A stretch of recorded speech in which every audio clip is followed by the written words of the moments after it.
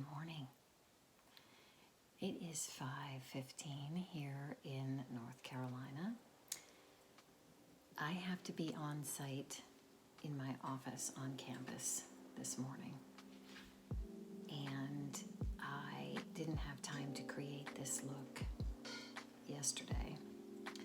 So I'm going to put you into fast forward and do another amazing type of light smoky eye with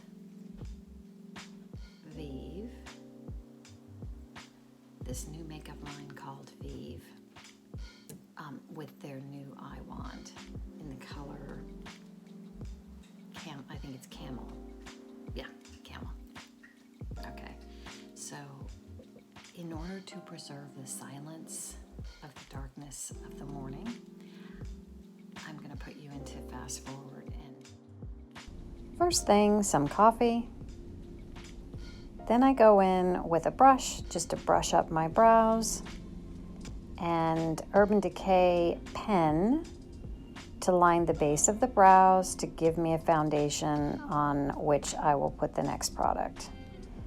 My brows are fairly full, but they are very blonde and hard to see. So once I get this base on, I'll go in with some more coffee. And then I will go in with the IT Cosmetics Brow Powerful and just fill them in, basically.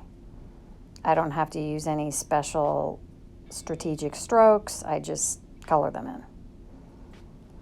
Then I will go back with the Urban Decay pen and draw in very feather-like strokes in the inner corner of the brow so that my brows will graduate from very feather-like towards the nose to more full and thick towards the arch.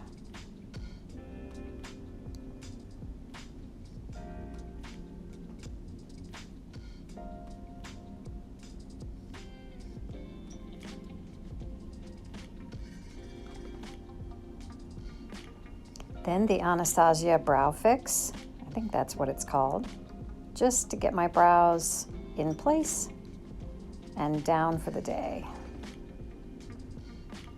I'll put all these products in the description box below. The IT Cosmetics Perfect Lighting and some more coffee. I just put this on the back of my hand, and I use this almost like a cut-in brow with like a concealer, but I do it in a less harsh way. So basically, I cut in the base of the brow just to give it some definition.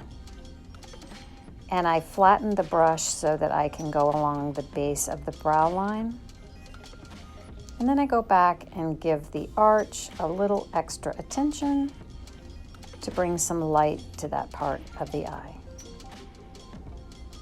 More coffee.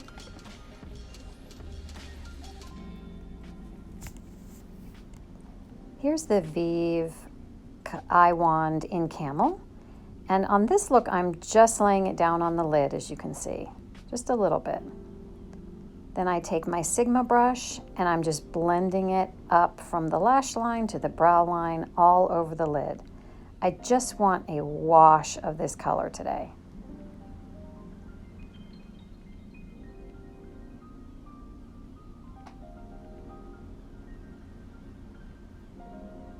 A little bit more. Husband's awake today, which is unusual for me on an in-person campus day during the pandemic. Again, the color just goes right on the lid, as you can see. No special technique required to either lay the color down or to blend. It's just draw, blend, and go.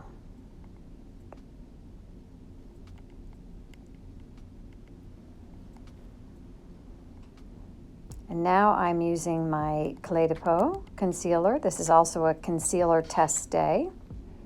This is a stick formula, and it's very dry, not dry, but it's very hard out of the tube. So I apply it to a brush first, kind of get it working a little bit, and emollient, a little more emollient, and then I lay it down using a brush and then blend it out with the blending side of this It Cosmetics brush. I'll put it down below.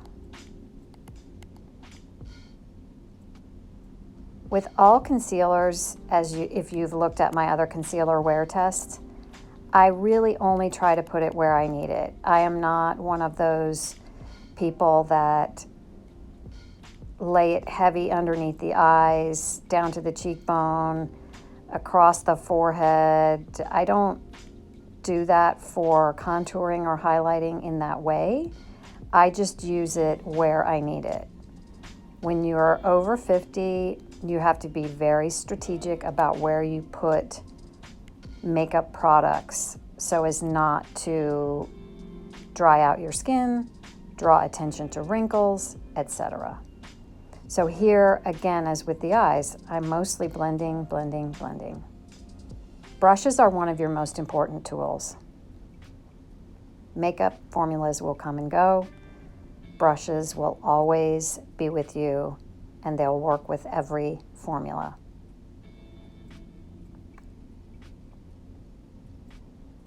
I highlight down my nose to give some definition to the bridge of my nose.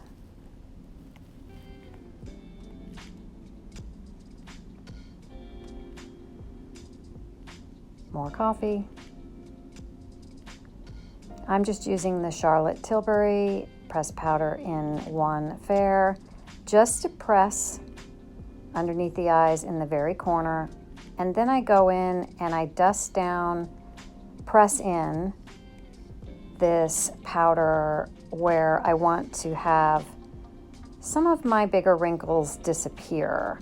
This product is very good at getting rid of some of those wrinkles visually, those big ones, as you can see, and I leave some of the glow around the edge of my face. And this fan is the best tool you will ever get. Y'all get one.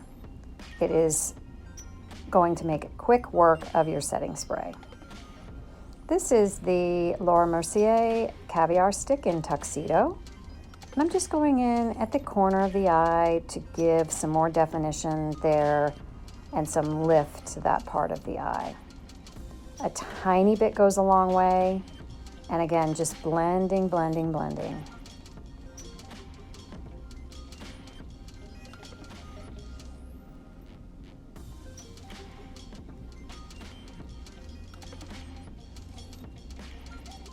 A little bit more. I'm not going for a smoky eye here. I'm almost going for a watercolor effect. But I do want to have the definition to the eye that I need to make the look beautiful.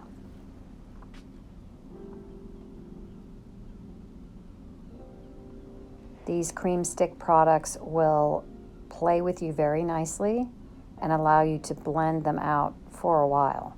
Once they are set, they are set. That's the other thing I like about these. You don't need an eye primer. This is just an e.l.f. eyeliner that I picked up at CVS. Mostly I wear this to define the lash line on a non-false lash day and to hide the lash band on a false lash day, which we're going to do today.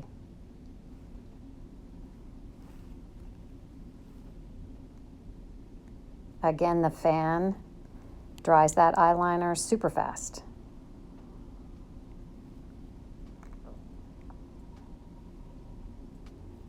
This is the By Terry Glow Edit in Beach Balm.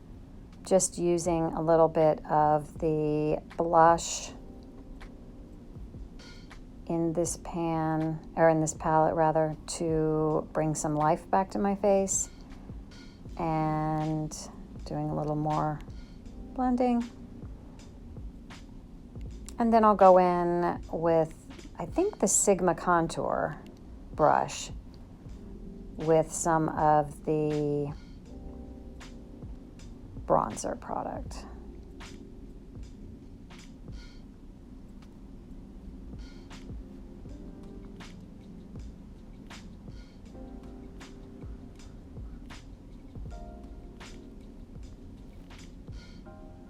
These are Ardell lashes, L'Oreal Unlimited mascara. I don't curl my lashes when I'm wearing false lashes because that curl can sometimes play badly with a gluey lash band. So I just swipe on a little bit of mascara as a base. Use the velour eyelash glue. This is a great product. You can get it at Ulta. It's very inexpensive. Put the glue on the lashes. And the secret to false lashes and the success of them is to let that glue dry for about 40 to 60 seconds, max. Then get a mirror and look down in the mirror and put the lash right in the center of your eye.